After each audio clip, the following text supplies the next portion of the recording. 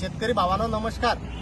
महाराष्ट्र राज्य शिवपालन क्षेत्रस्थ चळवळीचे राज्य समन्वयक दादासाहेब जंगले पाटील यांच्या मार्गदर्शनाखाली महाराष्ट्र राज्यामध्ये आपण बघतोय की शेतकऱ्यांचा जो ज्वलंत आणि अत्यंत गंभीर प्रश्न आहे शेतरस्त्यांचा, याच्यामध्ये आपण बघतोय की शेतकऱ्यांशी चर्चा करून आणि शासनाशी सकारात्मक चर्चा करून या ठिकाणी आपण बघतोय की मोठ्या प्रमाणामध्ये शेतरस्ते आपल्याला मोकळे होताना दिसून येत आहे। आणि एवढंच नाही तर या महाराष्ट्र राज्याचे कार्यतत्पर महसूल मंत्री आदरणीय चंद्रशेखर बावनकुळे साहेब यांनी मागील 2025 या वर्षामध्ये शेतकऱ्यांच्या हितासाठी म्हणजे शेतकऱ्यांच्या शेतरस्त्यासाठी की जो अतिशय गंभीर प्रश्न आहे यासाठी भरपूर या ठिकाणी शासन निर्णय आणले। त्याच्यामध्ये अतिक्रमण मुक्त करण्यासंदर्भात असतील, रस्ते तयार करणे असतील किंवा त्याला दगडी नंबरिंग असेल, असे विविध शासन निर्णय या ठिकाणी पारित करण्यात आले। पण आपण बघतोय की त्याच्यावरती काही कारवाई होताना दिसून येत नाहीये। मग याच्यावरती प्रशासन कुठे कमी पडते हे सुद्धा महसूल मंत्र्यांनी या ठिकाणी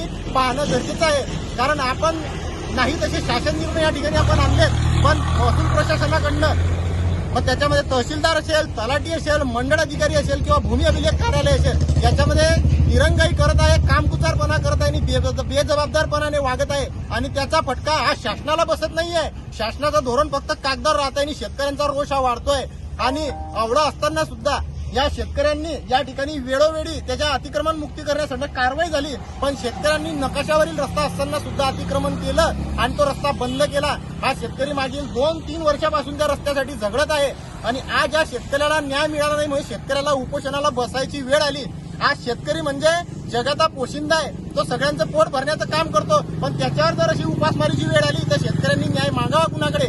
आम्हाला सर्व शेतकऱ्यांना शासनाला ठामपणे विचारायचं आहे की तुमचा जो शासनाचा GR आहे शेतरस्त्या संदर्भातला हा कागदावर राहता कामा नये, तो प्रत्यक्षात कृतीमध्ये उतरला पाहिजे। तुम्ही परत अशी मोहीम राबवा की याच्यामध्ये यांना ठणकावून सांगा की तुम्ही शेतरस्ते शेतकऱ्यांचे मोकळे करून द्या। त्यांच्या आलेल्या अर्जाला तुम्ही केराची टोपली दाखवा नका किंवा ते ऑफिसमध्ये वर्षानुवर्ष पळून राहतात। मग शेतकऱ्यांना अर्ज करून फायदा काय आणि प्रशासन करते काय याच्याकडे सुद्धा शासनाने लक्ष दिलं पाहिजे।